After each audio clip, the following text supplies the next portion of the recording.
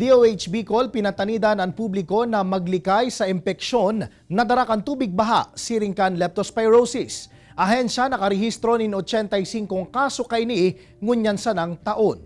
Uyan report. Tuod na subot sa baha sa saindang lugar sa Barangay Triangulo, Naga City, ang residenteng si Ellen, urog na tuyong igwang makukusog na pag-uran.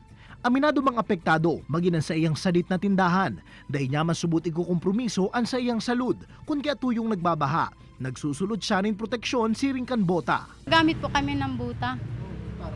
Para iwas po sa mga Opo. Alagad sa ibong kan peligro na pwedeng darahon kan baha sa salud kan tao, siringkan helang na leptospirosis. No choice man kundi maglusong digdi ang residenteng si Marilu.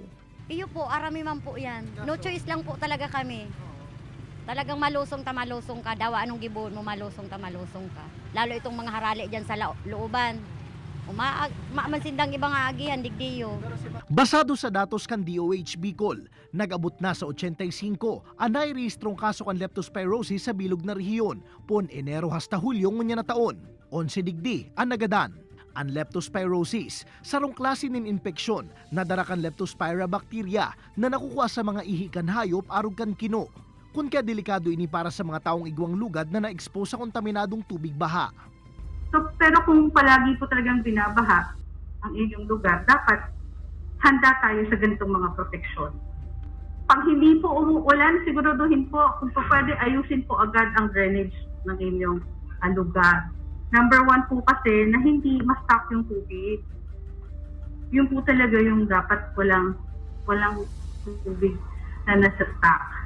Pirasa na sa sintomas kan leptospirosis, ang kalintura, abo, pagkulog din payo, pagsusuka, pamamantal kan kublit, asin iba pa. En kasong makamati kan mga sintomas, tulos-subot na magpasiring sa pinakaharaning health center para sa maninigong asistensya medikal.